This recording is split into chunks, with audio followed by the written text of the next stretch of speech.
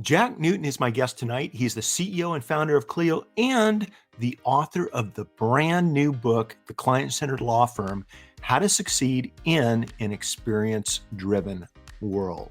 His company, Clio, is a client-centered and firm-focused cloud-based legal practice management software company.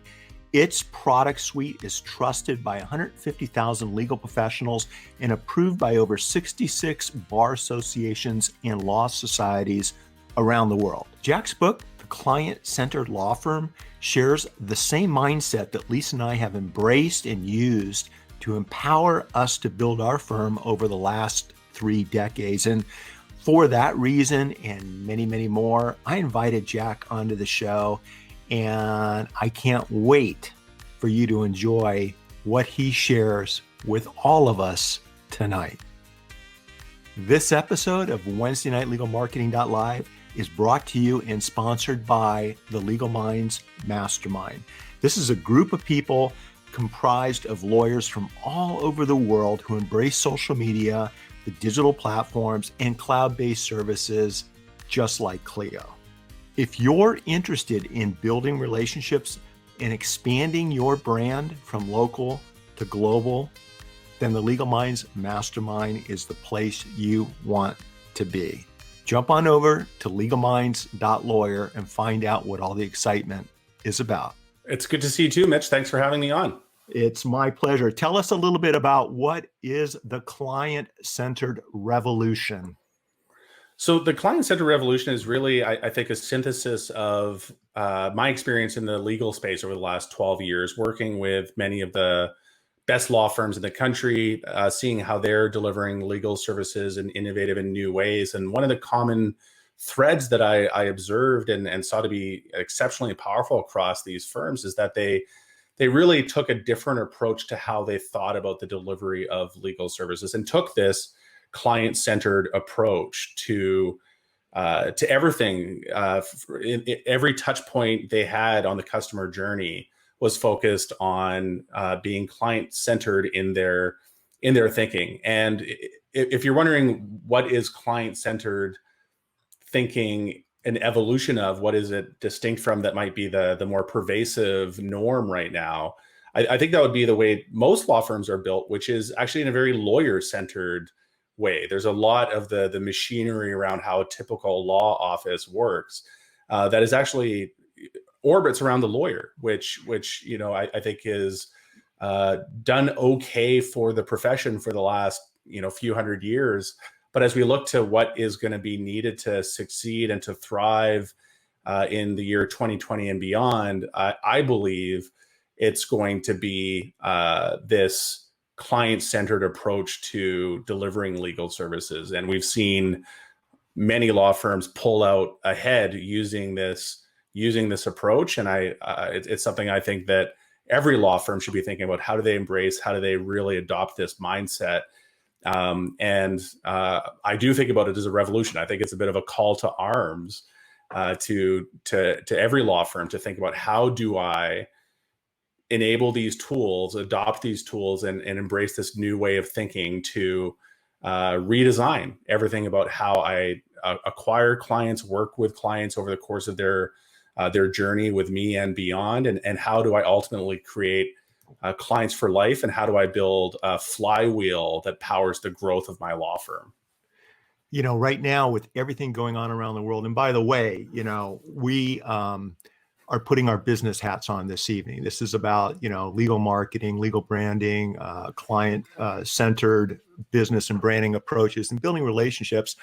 But, Jack, I know I can speak for everyone watching the show tonight. We're the health and safety of everybody, our family, our friends, our clients, that comes first. And you've been so generous through Clio with helping the legal community and helping your clients, helping us get through all of that. And I just wanted to kind of say that and get that said and out of the way so that we can focus on business and marketing, because it is important. But thanks for all that you've done in the community. And for those of you watching, and by the way, you guys, we are streaming live on Twitter, Periscope, YouTube, a couple of different Facebook groups. It's now over in LinkedIn. I'm fielding questions. We're getting a lot of comments and questions in already. Jack, you have a lot of fans out there.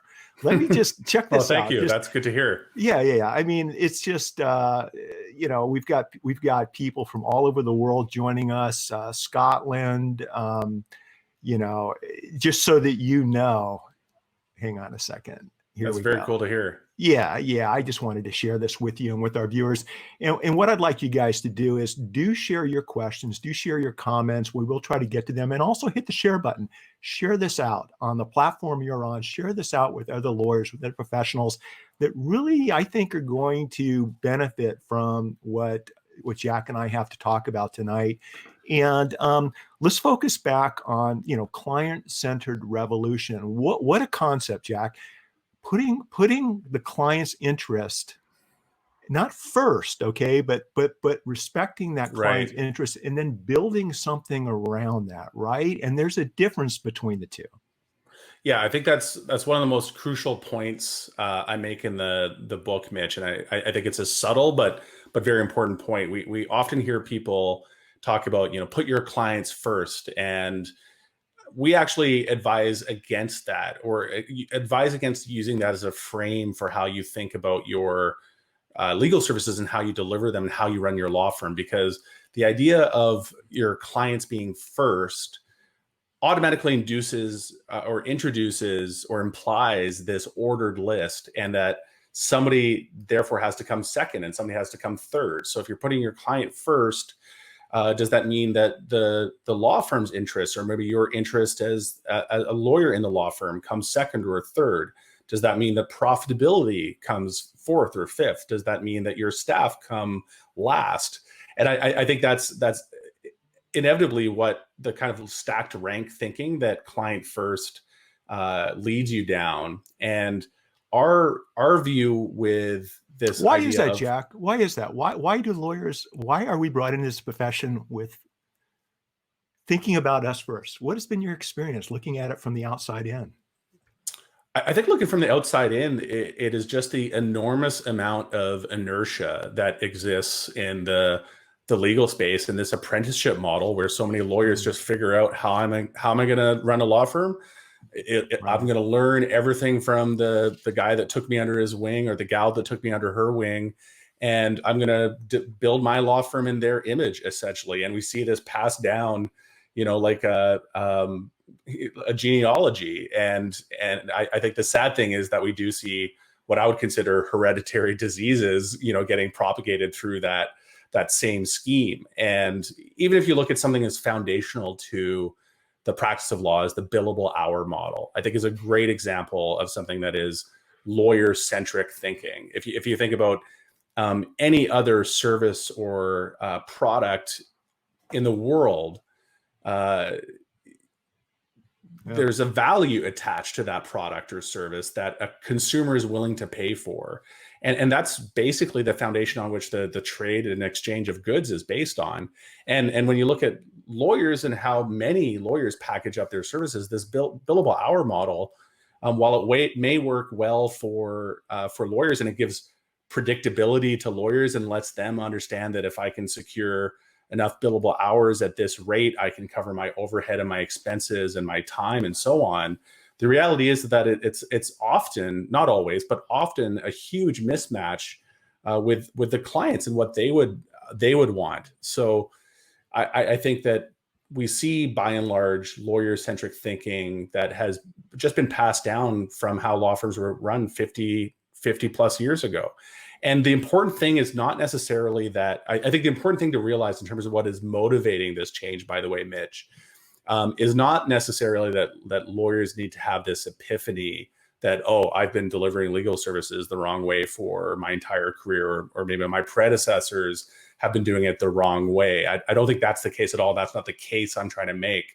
The case I'm trying to make is that consumer expectations are shifting radically and rapidly, and that the law firms that meet those newly established and rapidly evolving consumer expectations are going to be the ones who win disproportionately over the next decade and beyond. Mm-hmm. So this is an opportunity. There's going to be plenty of lawyers that continue with the status quo and pass down the outdated ways of running a law practice to their successors and beyond. And that model will die out over time, but it's got legs left in it, to be sure. I do think what is an enormous opportunity, though, is for entrepreneurial lawyers that want to break out of, maybe the status quo and break out of what feels like this zero-sum game with lawyers kind of running the traditional playbook. This client-centered approach will open up vast new opportunities for them, and I think potentially unlock huge new opportunities in terms of the total addressable market for legal services. And there's one point you raised a little bit earlier. I want to conclude my thought on why is it client-centered and not client first. I think the idea of client-centered, and this is maybe the most important point, to make in today's broadcast, is a win-win-win proposition. You can make your clients happier, you can make yourself and your staff happier, and you can make everyone more successful at the same time. You can, for example, have clients that are paying predictable fixed fees and maybe on average paying you less than they would under a billable hour model. But you could be making more money as a firm while you're at it. And those might sound like paradoxical, self-contradictory statements, but they're not. They're fully achievable with this client-centered approach. So I think when you look at the net impact, that it's this win-win-win, that you're not trading off your interests or your firm's profitability for your clients, for example, it starts to look inevitable. You start to ask, like, why am I not doing this? And we are talking with founder and CEO Jack Newton of Clio, author of The Client-Centered Law Firm. Great book, you guys. And it's interesting, Jack, because once everyone understands this philosophy, this mindset, right? Not only, I think, does it help you build your practice and brand in today's world, and we're going to talk about that. We're in a unique world right now, but there are past examples from 2008 that you wrote about in the book. Okay, and I'm going to Airbnb example just to give you a little heads up. I'm going to ask you to talk about that. Sure. And so I want everyone to just understand that we've been through this. We've been through challenges before, and there are opportunities right now to separate yourself from everyone else. Right now, I tell young lawyers, we're just a tap and swipe away from a potential client coming to us or going someplace else, right? Yep. And unless you're providing that exemplary client experience, you're missing out on opportunities. And in Legal Minds, Jack, I've talked to the lawyers about one of the most important questions we ask our clients after we're retained. It's the initial meeting, and we're doing this by Zoom now, but the last question we ask is, how would you like us to communicate with you? Okay. Right. And if they want me to use text or email or the phone or snail mail, generally that's what we'll do. Now, there's another step. If I can steer them back into the private client Clio chat mode and let them know that there's a secure portal that allows them 24/7 access to their calendar, to their documents, to communicate with me, where whatever I'm doing, it gets pushed to my phone. I'm going to see your chat with me. Normally, they're on board with that. They didn't even know that was an option.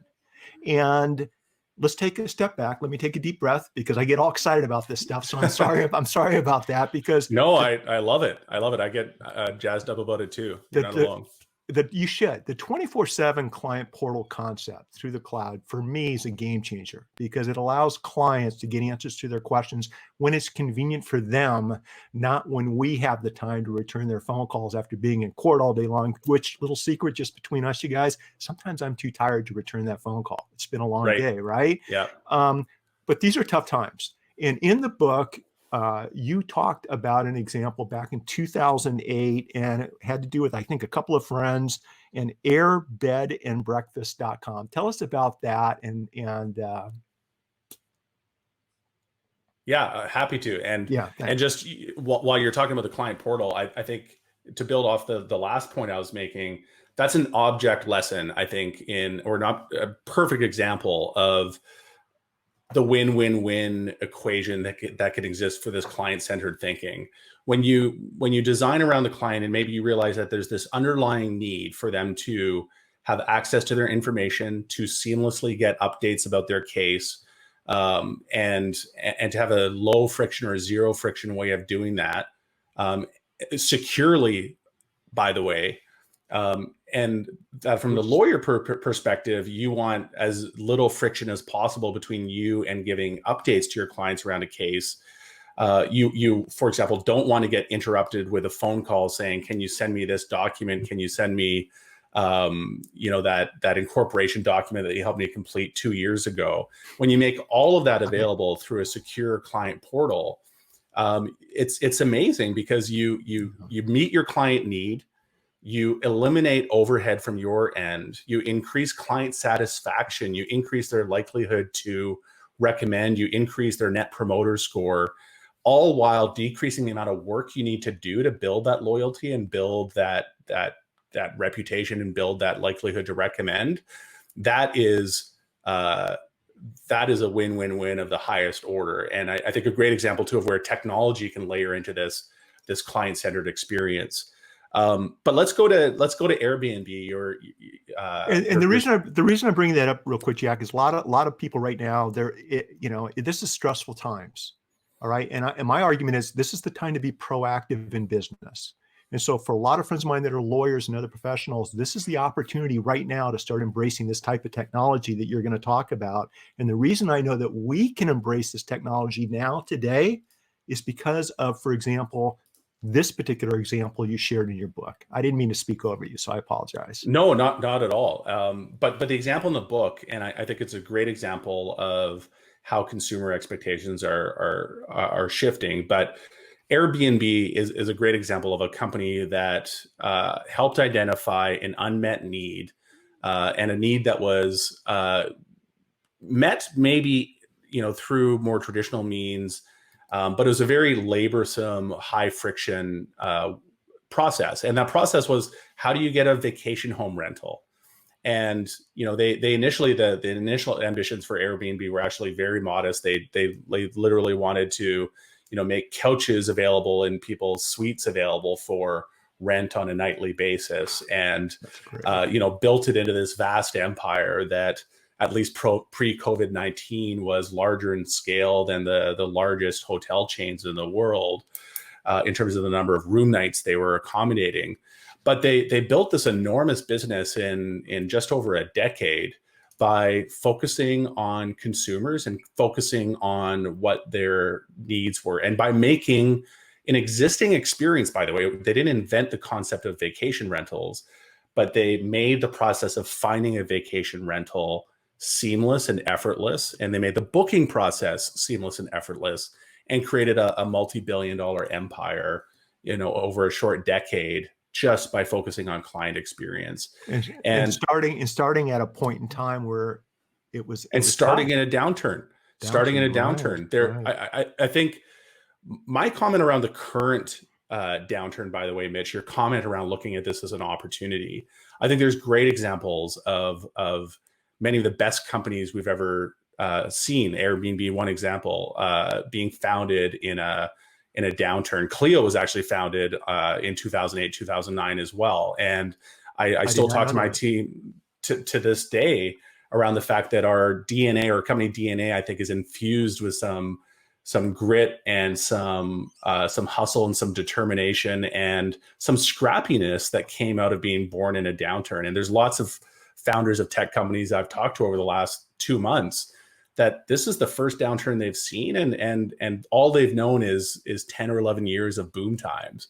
Right. And to have gone through a downturn, you realize, number one, how formative that can be, but also the enormous opportunity it presents. Because while everyone else is going into defense mode, while everyone else is thinking about cutting staff, cutting costs, hunkering down, just trying to weather this storm, if you are the crazy kind of individual that I was, and that Brian Chesky and the founders of Airbnb were, and say, hey, this is a hell of a time to build, you can accomplish really amazing things. And I think the special convergence of factors that we're seeing in the COVID-19 crisis is a few things that I think present an enormous opportunity. Number one, technology has really gotten to a point that I think the crisis actually served as a bit of a wake-up call to people realizing that maybe the way we've run businesses, maybe the way we've run the economy, almost at a foundational level, is out of step with what technology's capabilities are. Maybe we're kind of behind the times. This idea that we all get into a car to drive to a workplace that is, a 15-minute, 30-minute, hour plus commute away, and that we do that twice a day just to get to another computer and perhaps a slower internet connection than the one we have at home. I wonder if our kids will look back on this as madness. And in fact, some of us are looking back at this ourselves as madness, where we realize that there's a totally new way of working. I've got a fiber connection to my computer here that is a gigabit per second. It's better than the connection I have at the office. And, I wonder, why do I drive into the office? And it's certainly not something I'm going to go back to doing 5 days a week whenever we return to some sense of normalcy. And I think what we saw in the legal trends data that we released earlier in May, in terms of shifting consumer expectations as it relates to the legal industry, is that consumers are more willing than ever to experiment with new technology when it comes to interacting with their lawyer, and that they would actually prefer a Zoom call over a face-to-face meeting. And, there's obviously health concerns that are layering into that right now.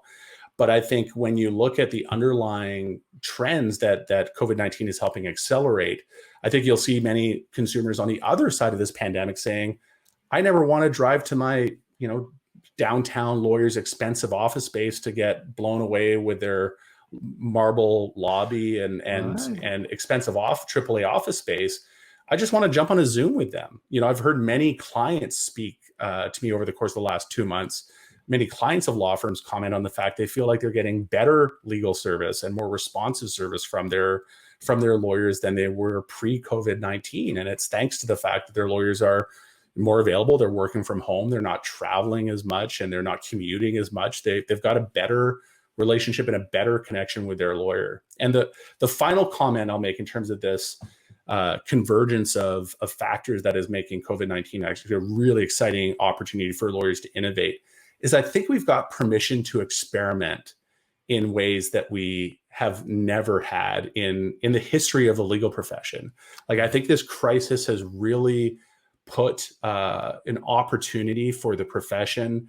And by the way, I refer to the profession as a whole too. I think, and I hope we'll see the courts and other elements of the legal system participate in this grand experiment. But the COVID-19 crisis has presented an unbelievable opportunity and permission for us to experiment in brand new ways. So if you go to your clients and say, I'm going to start doing Zoom consultations exclusively for the rest of 2020, they will just nod their heads and say, that makes sense. That sounds great. Like, take me along with this ride for you. If you start experimenting with new online customer acquisition channels, if you start experimenting with new tech tools, you start experimenting with some of the online portals that you've described, Mitch, your clients will just eat that stuff up because they are also in experimentation mode. And we're all discovering new ways of working and new ways of being. And I think if there's, silver lining to this crisis, which is obviously exacting a large humanitarian and economic toll in so many parts of the world, in the legal industry, we're seeing, I think, a unique in our lifetime opportunity to experiment and innovate and deliver legal services in a way that we maybe have been able to from a technical perspective for 5 years, maybe even 10 years, but we didn't quite realize it. And this crisis is presenting an opportunity to reinvent everything from the ground up. And it's super exciting to me. Well, and your excitement and Clio's excitement is showing, especially with mutual friends. I know Alicia was actually on stage down in San Diego at your conference, the Philadelphia Lawyer and Entrepreneur. She appreciates and has been impressed by the amount of quality of resources Clio has provided. And I'm going to second that, Alicia. I had a pleasure of watching Alicia speak in St. Louis, Jack, and she was one of the best speakers of the day. It was really fun to watch her on stage. This has been a forced shift for a lot of us. I don't really like using the word pivot too much, but this has been the ability to shift from this side of the screen to this side of the screen with the permission of the client, with permission of the court, with permission of opposing counsel, to start creating new experiences and start using technology that a lot of us have been using for some time. In other words, what's gone down over the last couple of months, as far as my law firm goes, which is kind of a speed bump. Because we are cloud-based, we are using Clio, we are using some other services to run and manage our firm and service our clients. So we've been able to. Lodge in Canada. I love that. That's awesome. That's so cool. No, family first. Family first, Jack. There we go. And you know what, though? That's actually a unintended bonus of this type of technology is I have loved having my 2 adult kids home right now, working from home. Right? It's been mostly great. Exactly. The guest appearances are mostly great. That was my son Ian, by the way, peeking his head into the office here. Tell him we said hi. But it's I will do that. But when you talk about traveling to the courthouse, when you talk about this, has been an eye opener for other ways to get things done. The normal client, and by the way, everyone, we're speaking with Jack Newton, CEO and founder of Clio. We're going to be talking about how to set up a client-centered law firm, some of the 5 core values that you want to take into consideration that he dives into in his book. So there's going to be some how-to stuff here. I'm going to get to your questions over on the different platforms. But I think for a lot of us and a lot of my clients, Jack, who were enjoying the economic boom and we're expanding and looking at additional office space and looking at rolling out new products and services and things like this, they're taking a step back and they're thinking, you know what? I'm just as productive today as I was 3 months ago. And I don't need to take those next steps with square footage, with doing some of the more traditional business approaches. They're doing this using cloud-based services right now. They're using Zoom. I was on a Zoom the other day. You guys will get a kick out of this. And a couple of the lawyers on the Zoom didn't realize it was a video platform. They were calling in on their phones, having an audio conversation, right? And so things that we take for granted. And I remember I said, you could click a button and we could be on live video together. Are you serious? We can really do that? And so it's things that we take for granted because we enjoy this technology. This is what you do for a living. This is what I've been putting all my eggs in these baskets for so many years. A lot of people aren't familiar with all of the different approaches, techniques, and power that new assets that we can bring to the law firm by embracing this technology. But here's the thing, Jack, you're a very dynamic speaker. I've watched you on stage. We've done some shows together. With this new technology, also, I think comes the obligation of lawyers and other professionals to learn how to communicate on live video, right? How to make eye contact with the webcam instead of looking down at you, how to use their hands, how to use different technologies to make it more engaging and more meaningful.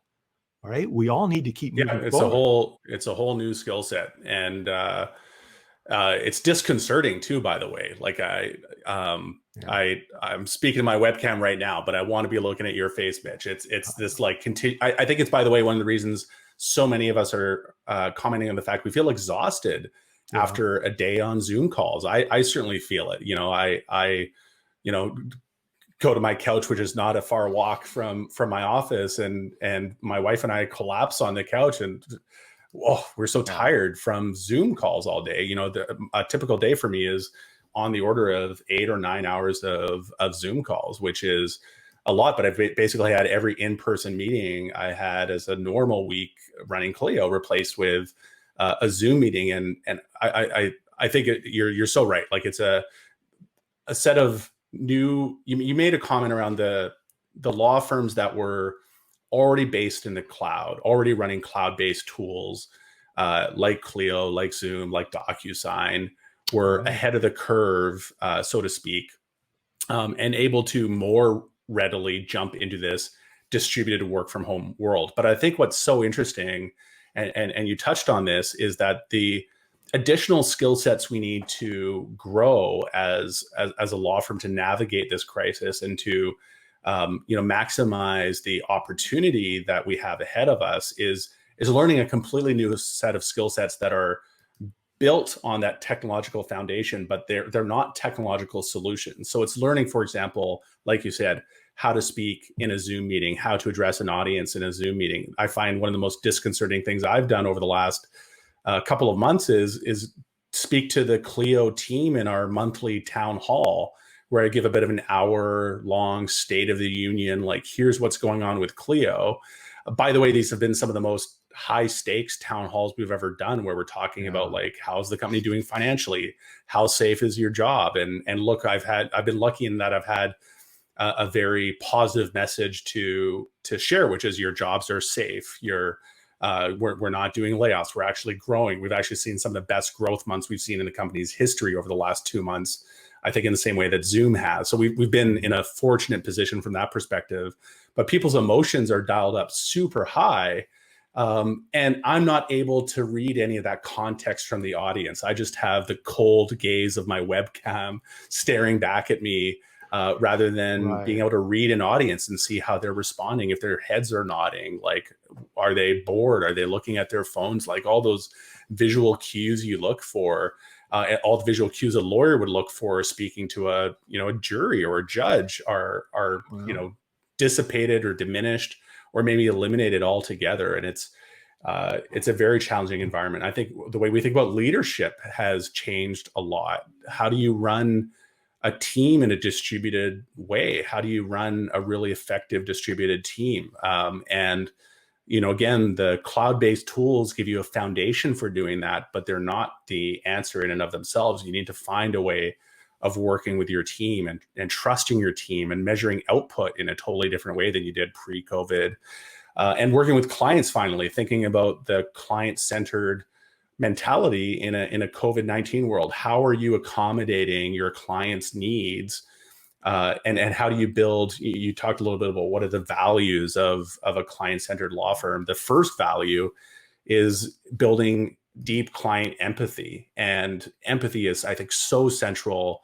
And if there's one skill that we built in the COVID-19 crisis, I think it's got to be empathy and thinking about your clients and what are they going through, and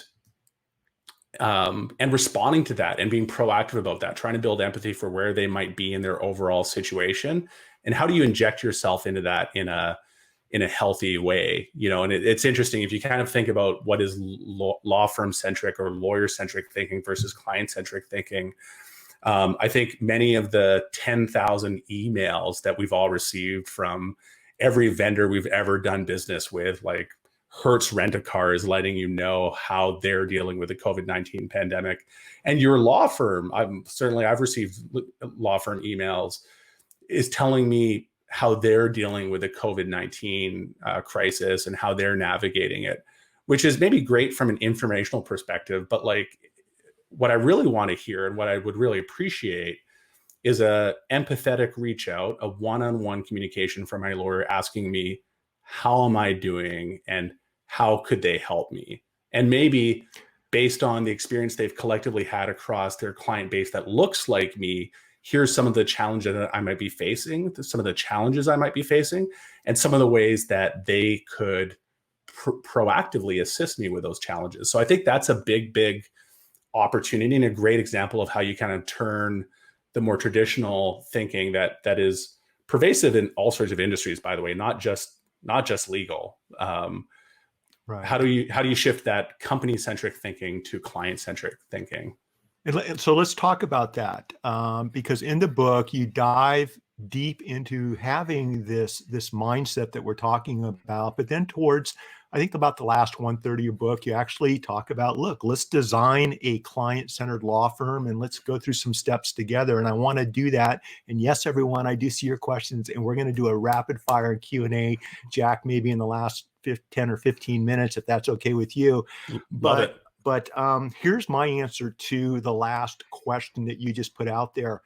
As the owner of a law firm, what we've been doing is we've been using BombBomb, B-O-M-B, and it's a video email service, you guys, where I can send Jack an email if Jack was a client, and in the email itself is a personalized video message. I click a button, Jack, it's Mitch. I just want you to know everything's being handled on your file. The case was continued. I've got it covered. Don't worry about a thing. If you have any questions, circle back into your Clio portal and you can check the latest in calendaring and documents right there. Take care, reach out with any questions. So Jack gets an email with this personalized video, and I'm dressed like this. It's casual, it's personal, it's responsive, it's up to date. I think, Jack, that is something that really is knocking the socks off of our clients and other lawyers in the group that are using BombBomb. It's those little things that you can piggyback onto your other cloud-based services that make all the difference in the world. Now, having said that, you guys, designing your client-centered law firm, I think it comes around and it's built around, if I'm not mistaken, 5 values that you talk about in the book. Yeah, exactly. So the 5 values, and by the way, this BombBomb example you're using, Mitch, is a great example of another attribute of a client-centered law firm that I'd love to highlight, and that's the fact that you're thinking proactively about these things, but you're also making investments that have huge impact. But if you compare them to everything else you've done to get a law degree, to build a team, to become a successful lawyer, this small touch, this little thing you've layered in is a minuscule amount of investment from your end compared to everything else you've done to get to where you are. But it's actually the thing that is maximum impact for your client, and the thing that is going to be front of mind for them when their friend asks them, do you have a lawyer that does X you would recommend? And Mitch is going to be the answer because you're doing those types of things. So one of the big points I make about the client-centered law firm and the model is that it's not a boil the ocean thing that you need to like tear down and redesign your entire law firm overnight. Right, You need to approach an incremental mindset or approach the problem with an incremental mindset. And that is how you can start layering in these small touches like the one you just highlighted that are actually super high impact. And your clients really notice when you pay attention. And, it's, I think, thank you for giving me the example, because it's just such a perfect example of client-centered thinking, relatively low investment, super high impact initiatives that you can launch. And it creates top of mind awareness. Like you said, the neighbors will be talking about my lawyer's communicating to me via a video. And Right. I don't know if he handles that type of law, but I know I can trust him. Let's reach out. Maybe we can reach out via video and he'll respond, and you can meet him and see if you like the way he comes across or the way she sounds or what he or she's wearing. It's just so powerful, and it's just an easy additional touch. The other thing, Jack, is in your book, I'm so glad you brought this up. It wasn't, here's 100 things you need to do yesterday. That's not the way you approached it. You're like, you piecemealed it out. It's like, here you go.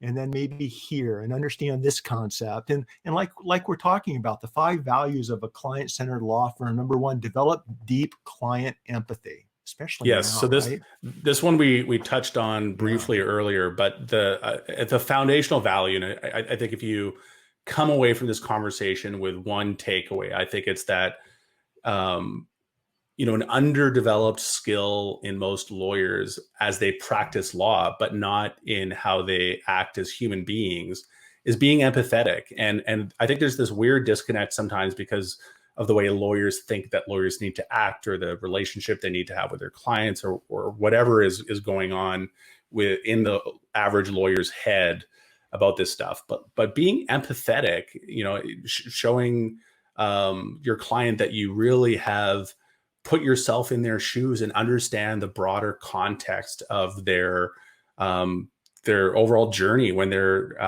dealing with you. Understanding the fact that as a lawyer, most practice areas, you're acting as a bit of a trauma center. You're dealing with clients that are, in some heightened state of emotional state, some maybe heightened state of financial distress. You're dealing with people in often tough parts of their life's journey, and thinking about how can you best be empathetic to that, and how can you be more helpful in helping them solve the broader challenge that they're trying to address, and which rolls into number 2, which rolls really well into number 2, which is practicing attentiveness. Paying attention, as rudimentary as that sounds. When your client is speaking and telling you about their problem, you are not waiting for your chance to jump in and offer the solution to all of their problems. You are giving them a chance to really download with you and to build the context that allows you to be empathetic. And so many, I've encountered this firsthand, and I've heard plenty of secondhand stories about this, is Lawyers are trying to pattern match and trying to like jump to the conclusion without listening properly to the full context their clients dealing with. Because we know the answer. We know the We know the solution. answer. We know how to get from step 1 to 5. You want to hear my 5 steps, Jack, real quick? Sure. You guys, to persuasion, because most lawyers will jump from 1 to 5, right? And as a trial lawyer, I want to jump from 1 to 5. But number 1, with the jury, you state the problem. You state the problem clearly. You use storytelling, right? So state the problem. Number 2, you agitate the problem. If we don't get this fixed, this is what's going to happen. Number 3, you state a clear and concise solution. Number 4, you show how that solution applies to your audience, to your jury. Number 5, you have a call to action. In court, it's a verdict sheet that I fill up in front of my client. Maybe online, it's, hey, let's keep this relationship going. Join us over on the blog, whatever it might be. But if you use those 5 steps when you're being attentive and when you're communicating with the client, using storytelling techniques, especially when you're on Zoom or using BombBomb, it's magical. And I didn't want to interrupt you, but I see so many lawyers who do know the answer to the problem, but they avoid and get in their own way of creating a relationship that allows them to present a client with that solution. And I think you've hit the nail on the head, and it's such an important way to look at the problem, so to speak, because I think so many lawyers think that their clients are coming to them for expertise and paying them for the expertise. And the faster they can get that expertise, across the table and delivered, so to speak, the better. But again, reframing one of the concepts I talk about in the book, the frameworks I talk about in the book, is the jobs to be done framework that the late and great Clayton Christensen popularized at Harvard Business School. And you need to think about what is the job to be done when your client walks in the door, and what job are you serving as the lawyer that they're hiring? And if, by the way, ask your clients that question, interview them, get the answer to that question. It's probably not fast forwarding to the expertise download that so many lawyers are eager to get to. They want to be heard.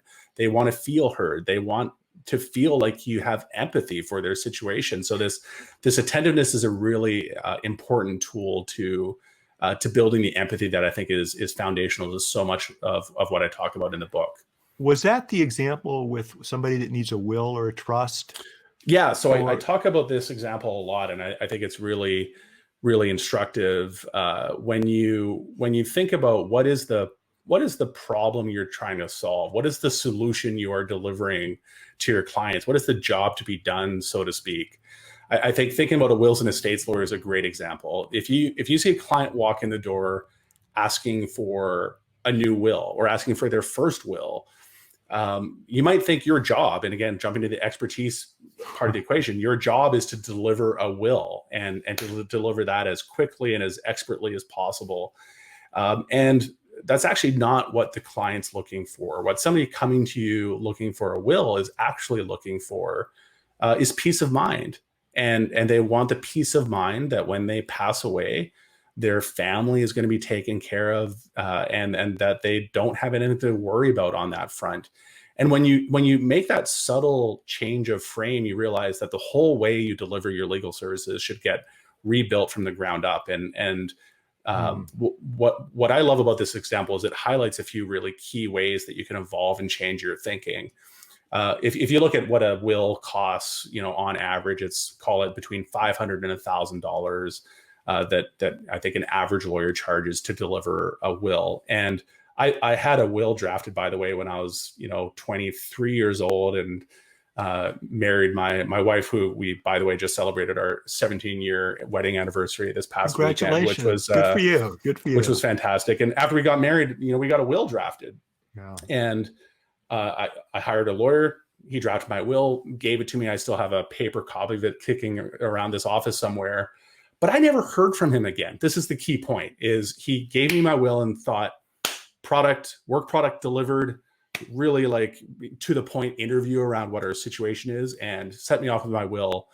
And, had he kept in touch with me over the course of the next 10 years, the conversation we could have had would be, well, did you have kids? Did you found a company? Have you have you founded a company rather? How's your life changed over that decade plus? And what he didn't realize, if he was truly solving for my underlying problems, is that my peace of mind actually went away pretty rapidly after that initial will, because so many things about my life changed. I moved provinces. I had 3 kids. I founded Clio. My entire world changed, and I needed a completely redrafted will. And he was far in the rearview mirror. If he had, and here's the interesting opportunity, I think, a lawyer rethinking that process from the ground up in the year 2020 would say, clients are coming in the door asking for peace of mind. The way I deliver to them is not a one-time fee of $500 or $1,000 to deliver them a will, or it's not an hourly rate of $250 an hour and about 4 hours of work to do a will for them. To deliver peace of mind, I'm going to offer a subscription. And that subscription will last as long as your life does. And what that subscription offers is the initial drafting of a will and free annual updates, where I will send you an automated questionnaire and ask if anything meaningful has changed in your life situation, and offer you a free consultation if something has, and a free update to your will. And maybe I charge you $100 a year for that. And now just think about how the wheels are turning. And when we talk about the fact that so many consumers don't access lawyers for legal services, I think it's because they view the step-in cost as working with a lawyer is too high. And by the way, that perception is often reality. Lawyers are often too expensive for most consumers to work with. But the $500 or $1,000 might have been out of reach. But $100 a year, maybe it's even $10 a month, all of a sudden that's something that most people can afford. And if you say this is for the peace of mind of knowing that your affairs are taken care of when you pass away, there's a lot of consumers that would opt into that. And when I talk about win-win-win, by the way, this is lower entry cost for consumers, easier to digest from a cash flow perspective for consumers, and provides more value to consumers. And we're increasing effectively access to justice as a side effect of all of this, by the way. And as a lawyer, I'm actually securing a recurring revenue stream. I'm providing better service to my clients. I'm making sure that the legal work product I've delivered to them is kept up to date and relevant. And I'm actually making more money in the long term as well. One of the concepts we talk about in software as a service businesses and any subscription business is the idea of lifetime value. And I'm sure that's a concept you've talked about on this show, Mitch, but as a primer, lifetime value is simply what is the revenue you expect from an average consumer that signs up for your service. And let's just say we're getting people when they're 30 years old and they live to the age of 80. I've got 50 years of recurring revenue at, call it again, $100 a year. I've made $5,000 on a lifetime value perspective from that client. And I would have maxed out maybe as $1,000 in the old business model. And I cite a few great examples in the book of lawyers that have pulled off this alchemy of creating a win-win-win through client-centered thinking. One example is Kimberly Bennett. Kim Bennett runs an IP and business strategy firm, and she has 75% of her monthly revenues secured every month, thanks to the fact that she has a recurring subscription model with most of her clients. So she doesn't need to wake up on the first of every month and worry about how she's going to build her book and build her revenue stream for that month. She wakes up on the first of every month knowing she's already got 3/4 of her revenue taken care of. And that's a great place to be. By the way, today's Daily Matters episode dropped. Mitch, you were one of my early guests on my new podcast that I'm hosting, in the COVID-19 era, dispatches from the front lines of law firms adapting to COVID-19. Kimberly's episode was actually published today, so check out the Daily Matters podcast. We will for her story more in depth. But the TLDR here is she has not really been impacted by COVID-19. She is thriving in the COVID-19 era. She is hiring new staff because her business model has not been impacted by COVID-19. And I think that's just such a great place to be. Another great example of this win-win-win math is Another guest I had on the Daily Matters podcast, Aaron Levine at Hello Divorce, who runs a law firm, as you know, that has helped make uncontested divorces more transactional, charges on the order of $500 for a divorce. And these are divorces that typically would have cost, the average of $15,000 for a divorce. And in her new business model, she's saved consumers collectively $3 million when you compare the $500 to the $15,000 they would have paid for a more traditional divorce run by a more traditional lawyer. But the incredible thing is that the lawyers working for Aaron at Hello Divorce are making more money in this higher volume, lower transactional fee model than they were in their old law firms charging 15 grand a pop for a divorce. So you can actually do all these things. You can increase access to justice. You can increase access to legal services, make happier clients and happier lawyers, and make more money while you're at it. And that's why I often use the term inevitable to this approach, because any rational actor would say this is the right way to do things. This is a better business model. And Mitch, I know we're running short on time. Let's finish out the five values if you want. Do you want to try to round that out? I do, because we have to we've gone through the first three. So you guys, real quick, 5 values of client-centered law firm.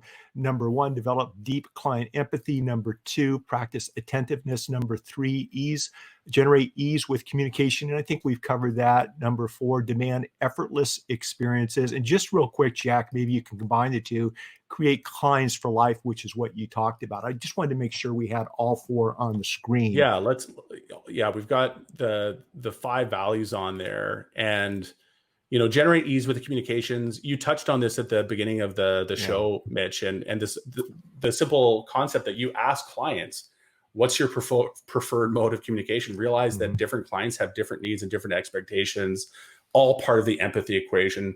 Demanding effortless experiences. This means that you focus on making every touch point of working with your law firm effortless. And one of the concepts I talk about in the book that I think is an important one to recognize is that we're seeing what I call the consumerization of legal services.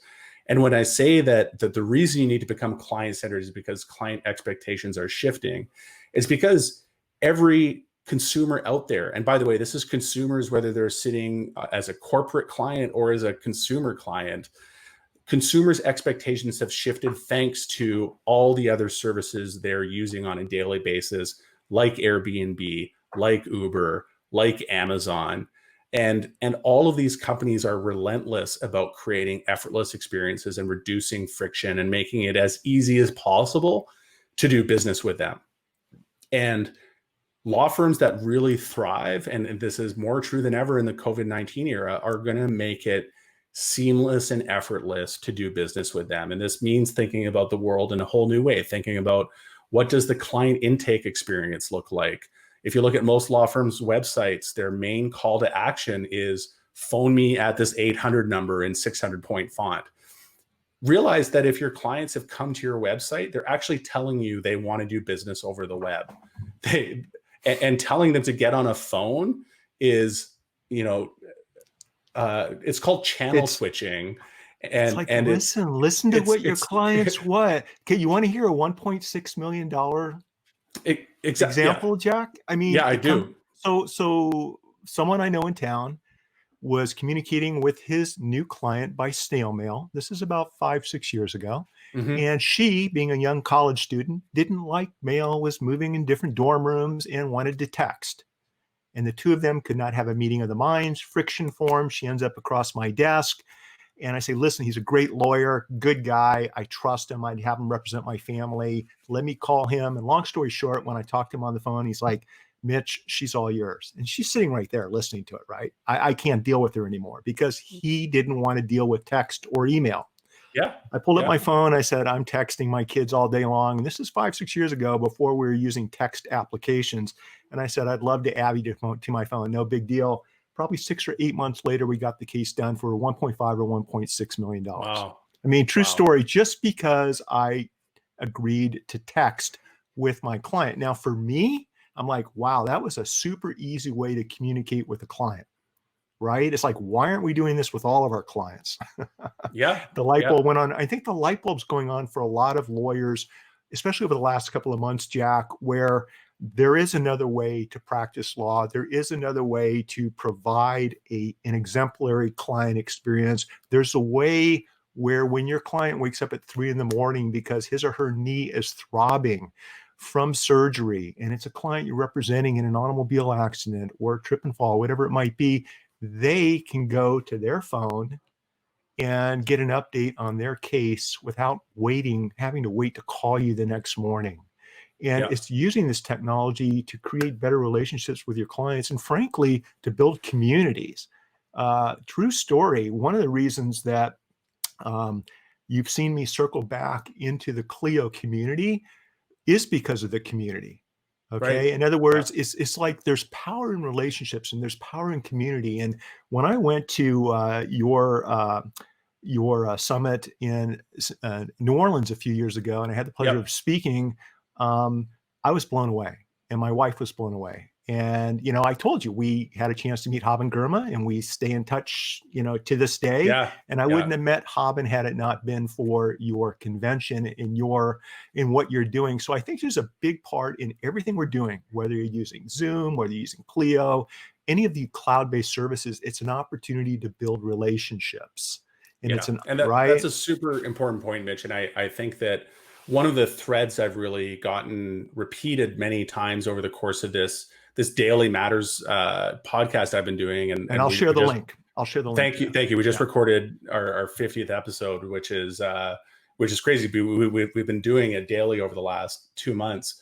But the comment I've heard many times is that there's an opportunity for lawyers to be more human in this pandemic, and that clients are looking for the human side of their lawyer, and Mhm. that lawyers are maybe leaning into the fact that they can show a bit more of a vulnerable and personal side. We're inviting people into our homes in the Zoom calls, right?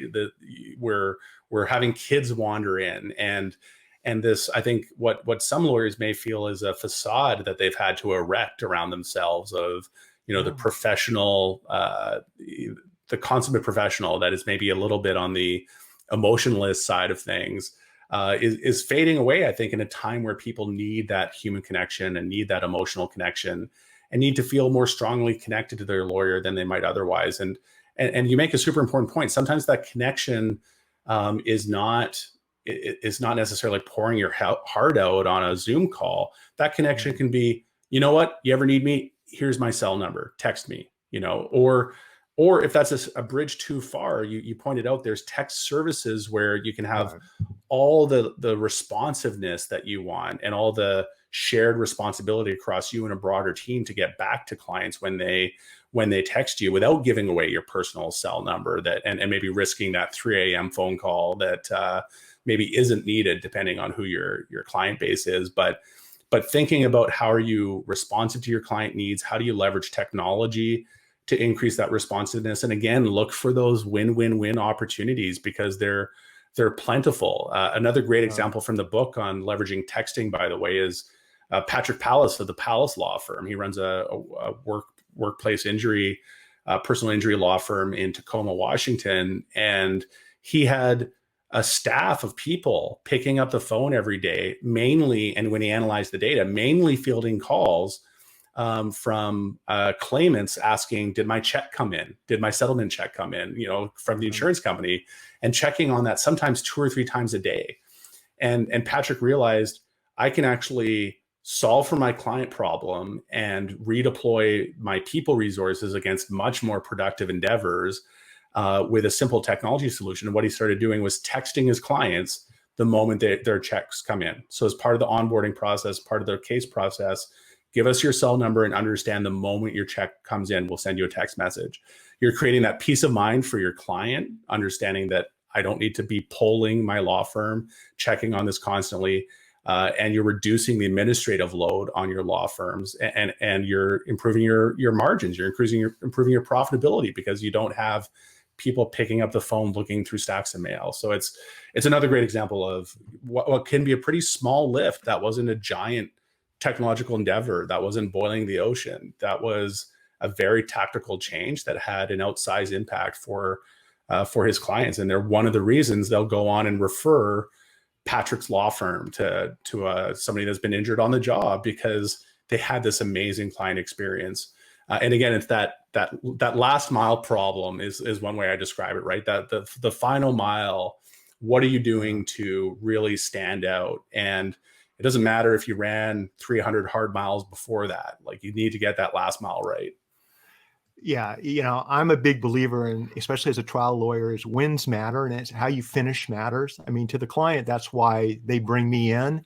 And I'd like to wrap up tonight's conversation, Jack, if you don't mind. Thank you for staying a few minutes after. No, my pleasure. After my pleasure. Alicia asked you a good question. What we've been talking about, putting all of this into play. What are your thoughts with respect to Clio-based tools? How can we do what you've just been describing, taking advantage of what Clio offers, to do the above?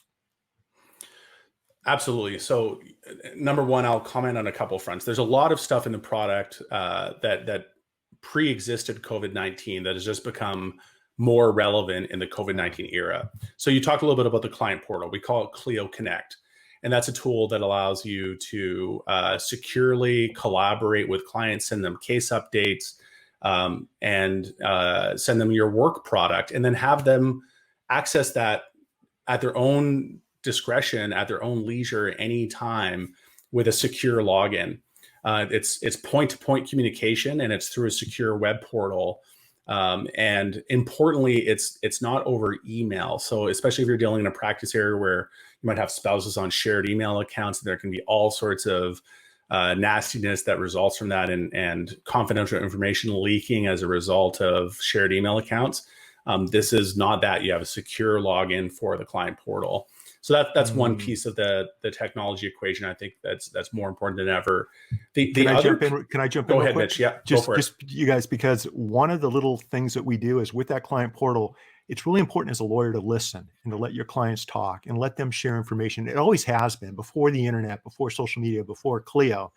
What I've noticed with the client portal is when I have conversations, Jack, whether it's a text, an email, or a phone call, I want all of your documents. I want you to send me those photographs. I need to hear every single detail. Share it through the portal. Take your time. Yeah. Share as much information as you want, so you can use that as a conduit to accomplish exactly what you're talking about. And then as a law firm, it's super important. Super important. You highlight an important point here, which is, having a single channel of communication with your client helps in so many ways. When you ask your client, post information to the client portal, you're not worried about the documents that your client's sending you being scattered across 5 different email inboxes in your law firm. It's all in one place.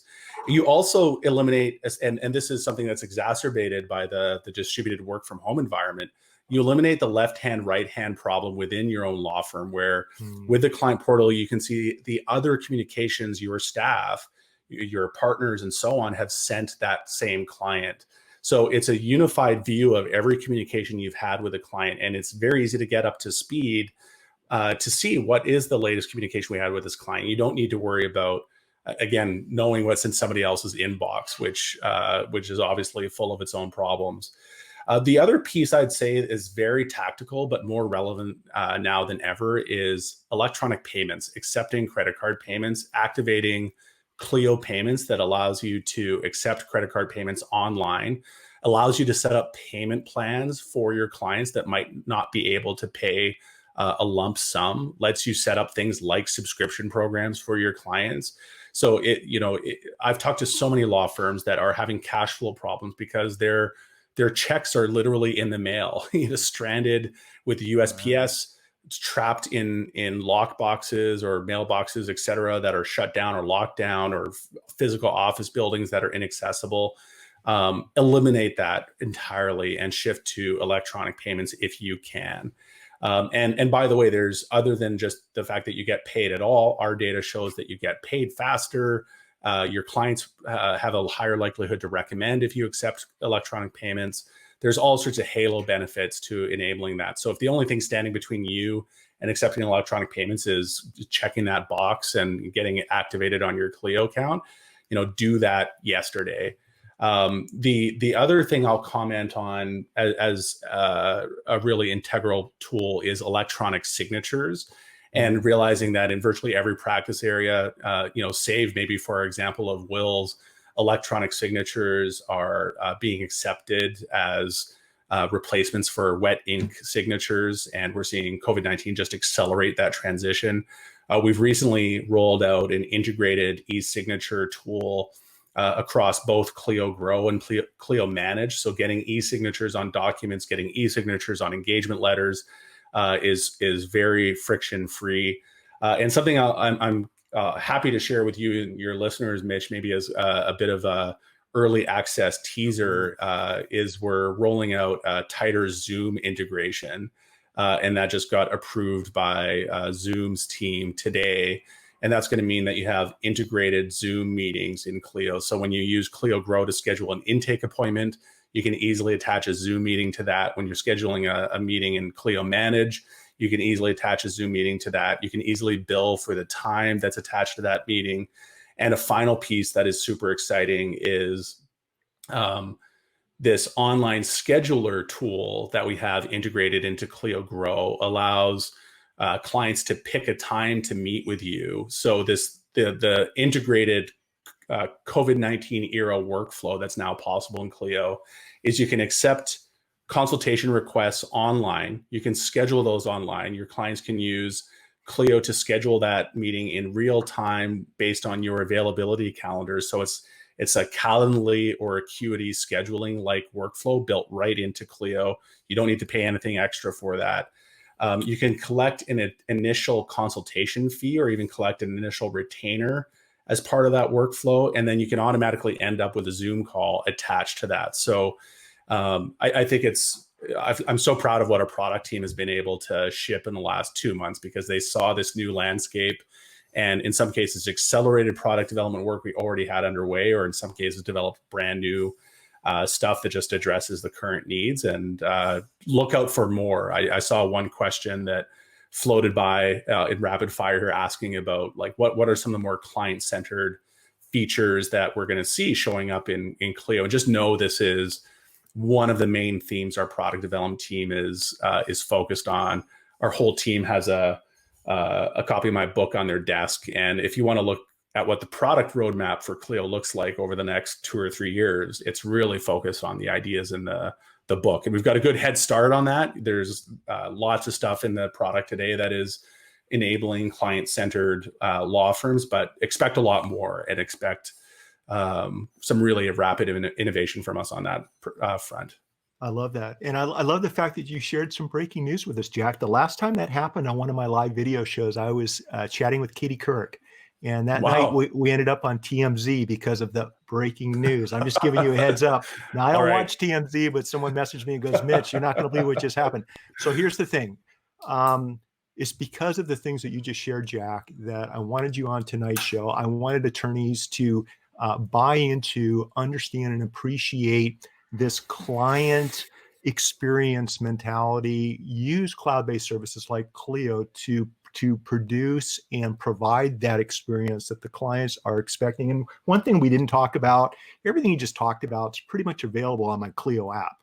Okay. Yep. I think people need to understand that is I'm on the desktop right now, you guys, but when I'm gone, everything that we do here and all my team does, it gets pushed to our apps. All right. So it's pretty easy to use. And Jack, hopefully I can twist your arm to come back on the show in 6 months or 12 months and update us on all the exciting things that you're doing and what's going on with the conference and everything else in between. I want you to know you're always welcome on the show. I want to, for those I'd love to. Thanks for the invite, Mitch. I'll take you up on that invite. Be happy to come back. It was a lot of fun. Okay. I appreciate that. For those listening to the audio podcast version of this at some point in the future, if they want to reach out to you, Jack, what's the best way to get in touch with you or someone at Clio? Sure. So I'm Jack_Newton on Twitter. So feel free to hit me up on Twitter and ask me questions or give me feedback. I'm jack@clio.com if you want to shoot me an email. And we've got a company level Twitter account @GoClio as well. All right. Listen, Jack Newton, Clio, thank you very, very much. You guys, thanks for joining us tonight. Mitch. We'll see you next week. Make it a masterpiece. Bye-bye, everybody.